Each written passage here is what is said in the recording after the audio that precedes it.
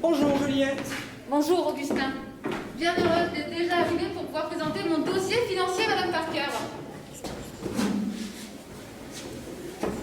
Bonjour Juliette. Bonjour. Bonjour Augustin. Bonjour Madame Parker. Bonjour Eva. Je sais, je vous ai fait venir très tôt ce matin. Mais voilà, je remarque que les innovations 2020 n'avancent pas du tout. Concrètement, où en sommes-nous? Mais moi, Mais je je vais vous passer ai- Nous avons constaté lors de nos précédentes réunions que le marché de l'apéritif connaît une croissance de 5%. Et d'ailleurs, la fréquence d'achat est elle aussi en augmentation. Et surtout, 41% des Français prennent l'apéritif au moins une fois par semaine. Excusez-moi, bouchon sur le périph', hein, vous connaissez Paris. Désolé. Bouchon sur le périph'. C'est moi de la veille à cette heure-ci. Sacré parti. Effectivement, Madame Parker, notre étude de marché le prouve bien. Ce marché est porteur. Et qu'avez-vous à me proposer? C'est une bouchée apéritif surgelée au cœur de merlu, assaisonnée de menthe, d'échalotes, de citron et enrobée d'une purée de poivron. Et Madame Parker, c'est un marché très concurrentiel où on retrouve aucun produit sain. Effectivement, nous avons élaboré une bouchée fine avec une faible teneur en matière grasse, bien différent de ce qui se fait actuellement sur le marché, comme les acras ou le tarama par exemple. Non, mais t'es sûre que ça n'existe pas encore, ça? Je te rassure Juliette, nous serions les premiers sur le marché de l'apéritif à associer en une seule bouchée à la fois du poisson et du légume, en tenant compte bien évidemment des tendances actuelles de consommation qui sont de manger sainement. D'accord, d'accord. Et concrètement, en termes de faisabilité, vous comptez me faire ça comment? J'ai dit comment? Excusez-moi. Bah écoutez, ça tombe bien, j'ai une petite vidéo qui explique à peu près tout. Donc en gros, vous avez un émietteur qui sert à émietter. Et vous avez donc du coup un cuiseur qui sert à cuire. Donc voilà, on va passer à la step 2, donc la cuisson de la purée de poivron qui nous donneront la préparation B. Et ensuite, donc la cuisson du merlu, de la menthe et de l'échalote qui nous donneront la préparation A. À ça, on va rajouter, donc il nous faudrait 3 doseuses. Donc le but étant de faire une petite coque de purée de poivron. Ensuite, on va incorporer le cœur de merlu à l'intérieur. Et on finit par une petite couche de poivron. Emballer, c'est pesé. L'emballage est 100% recyclable. Et la bague produit nous rassemble toutes les mentions valorisantes et obligatoires du produit. Très intéressant, Brice. Mais le reste? Je m'occupe que du technique, madame. C'est à toi, Eva. Donc, Alors, notre produit sera distribué en magasin de proximité. Et en GMS, ça paraît évident.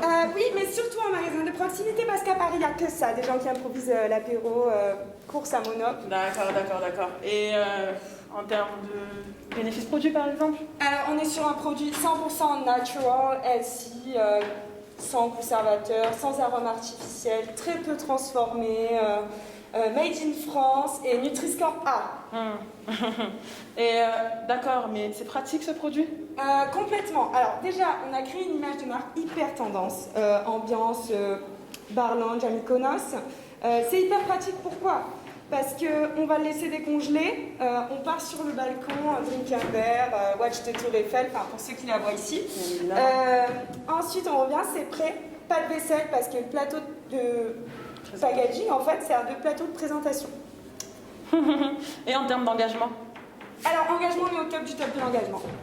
Emballage 100% recyclable, 100% éco-conçu. Ensuite, on a un sourcing local. Et en plus, enfin, si le budget de Juliette le permet, on soutiendra la fondation Pure Océan d'ici 4 à 5 ans. D'accord. En parlant de budget d'ailleurs, en termes de prix, sommes-nous abordables? Oui, Madame Parker, ne vous inquiétez pas. Si nous passons par un faiseur qui a l'outil de production par excellence dont on a besoin, on économisera 36 centimes sur notre prix de revient commercial. Il sera donc de 3,17 € auquel on ajoutera notre marge commerciale de 30%. On le vendra donc au distributeur à 4,13 €. Il ajoutera sa marge de 35%, la TVA bien sûr, et le consommateur final trouvera notre produit à 5,87 € dans le rayon surgelé. Abordable, oui, même que Eva aura un super budget de communication. Et oui, merci chérie. Effectivement, la communication, ça reste quand même la base de la base. Nous allouerons une grosse partie du budget à la promotion sur les réseaux sociaux. Ensuite, nous allons être présents sur tous les salons d'enseigne pour générer le maximum de référencement au national.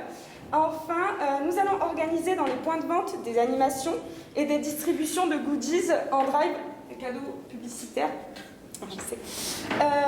Afin afin de développer notre notoriété, faire connaître la marque, véhiculer l'image de la marque, tout ça. C'est bien beau tout ça, mais... Je vous laisse, j'ai un code. C'est bien beau tout ça. C'est bien beau tout ça, mais en termes de chiffre d'affaires. Alors, j'ai réalisé mes prévisions de vente en me basant sur mes capacités de production et de distribution. On sera référencé la première année dans 300 magasins. On vendra 55 260 unités de vente. Tout ça pour vous faire gagner de l'argent le plus rapidement possible, bien sûr. Effectivement, madame. Non. J'ai comparé la sous-traitance à la création de notre propre outil de fabrication. Donc, en effet, passer par un faiseur sera beaucoup plus intéressant pour nous, sachant que Brice a un coût d'investissement très important dans le parc machine. Ah oui, mais Madame Parker, ça va, 141 750 €. Franchement, je comprends Juliette que ce soit un peu une pince. Oui, c'est pour ça que vraiment, je compte investir dans cet outil de fabrication uniquement dès que notre CAF, capacité d'autofinancement pour ceux qui ne savent pas, sera à la hauteur du prix de notre parc machine. Donc, on va dire que le 23 janvier 2025, on pourra être indépendant de notre sous-traitant, on aura notre usine de fabrication, on n'aura pas besoin d'investir, de demander un emprunt auprès des banques, et donc, pour nous, le produit est fini. Voilà, beau travail. Je suis très fière de vous. Bon, quand même, tâchez de me trouver un nom à ce produit. Et surtout, venez à l'heure à la prochaine réunion. J'ai une petite idée. Moi, j'avais pensé au boucher de ta mère, mais bon, tout de suite, je pense que ça va faire un peu osé, quoi. L'autre a pété un câble, quoi. T'as des idées, toi? Mais effectivement, j'avais pensé à l'écume. Pourquoi? Ça me fait référence aux poissons et à la mer. Et l'écume, ça me fait penser aux légumes. Ah, pas bête! L'écume.